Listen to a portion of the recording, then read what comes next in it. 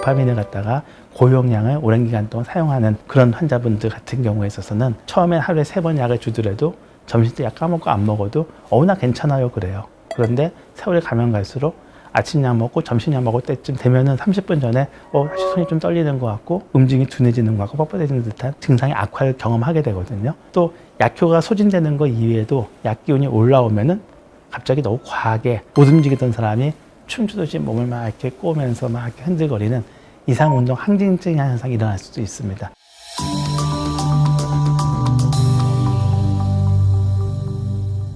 네, 안녕하세요. 고대 구로병원 신경과의 파킨슨병 보고 있는 고선범입니다. 치료는 대표적으로 나누면은 첫 번째 약물 치료, 두 번째는 수술적인 방법, 세 번째는 약물과 수술 이외의 다른 방법을 생각해 보는 건데요. 약은 여러 가지 종류가 있습니다.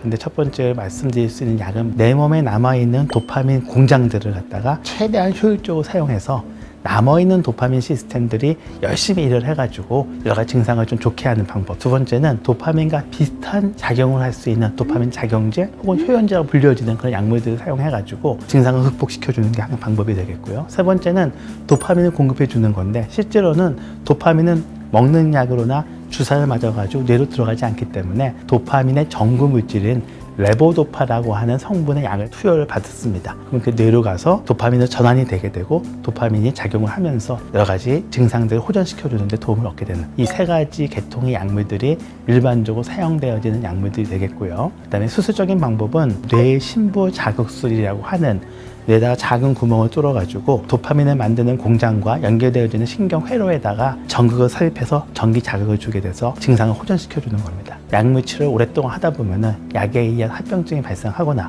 혹은 약물 치료에 반응을 잘 안 하는 떨림이 너무 심한 환자분들이 있습니다. 그럴 경우에는 뇌 심부 자극술과 같은 수술적인 방법들을 시도합니다.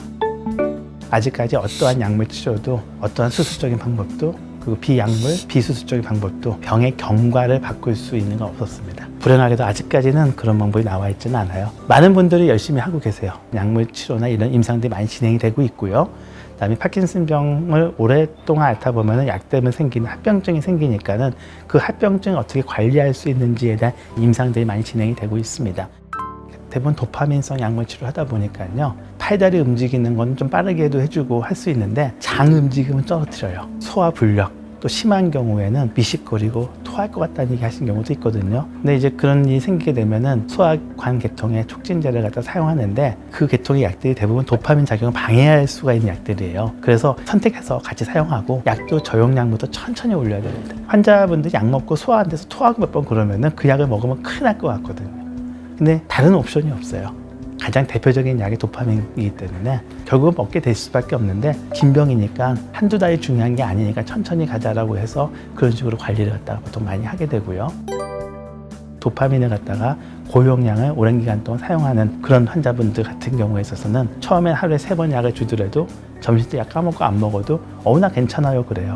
그런데 세월이 가면 갈수록 아침 약 먹고 점심 약 먹을 때쯤 되면은 30분 전에 사실 손이 좀 떨리는 것 같고 움직임이 둔해지는 것 같고 뻣뻣해지는 듯한 증상의 악화를 경험하게 되거든요. 운동의 동요 현상 혹은 약효의 소진 현상 이렇게 표현을 합니다. 그럴 경우에는 이제 기존에 먹고 있는 도파민 제제가 오랫동안 할 수 있게 하는 그런 약물 치료를 같이 하기도 하고 또 수술적인 방법을 관리를 하기도 하고요. 또 약효가 소진되는 것 이외에도 약 기운이 올라오면은 갑자기 너무 과하게 못 움직이던 사람이 춤추듯이 몸을 막 이렇게 꼬면서 막 이렇게 흔들거리는 이상 운동 항진증 현상이 일어날 수도 있습니다. 그럴 경우에는 또 그쪽을 조절하는 추가적인 약물 치료를 하기도 하고 또 수술적인 방법을 사용하기도 합니다. 파킨슨병 환자분들이요 생각보다 굉장히 예민하시기 때문에요 일부러 아는 척을 안 했으면 좋겠어요. 그 얘기 한마디만 하면은 그 다음부터 그 사람을 안 만나려고 할 거예요. 그래서 이게 우리가 배려라는 게 여러 가지가 있는데 피지컬한 배려뿐만이 아니고 모른 척 해주는 것도 굉장히 큰 배려가 될 것 같아요.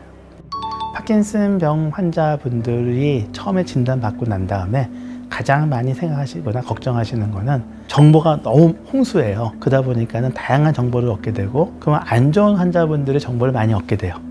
좋은 정보보다 나쁜 정보가 더 눈에 들어오고 그것 때문에 너무 심하게 마음의 상처를 받아요. 처음 파킨슨병입니다 라고 딱 얘기하면은 제 앞에서 그냥 엉엉 우시는 분도 많아요. 그분들한테 얘기하고 싶은 거는 뭐냐면은 병의 경과는 다 달라요. 그리고 어떻게 관리하는 것도 중요한 거고 한데 처음부터 완전히 암의 말기 환자가 얼마 안 있으면 죽는 것처럼 진단받는 것처럼 생각하지 마시라고 그러고, 아주 어떻게 심하게 제가 얘기할 때는 본인이 영화 속의 주인공 아닌데 왜 영화 속의 주인공처럼, 비극의 주인공인처럼 행동하냐고 얘기를 하거든요. 절대로 이것 때문에 우울증에 빠지지 마시고 우울해하지도 마시고 이 병을 갖다가 어떻게 잘 관리해 나갈지에 대한 고민을 하시라고 얘기를 드립니다.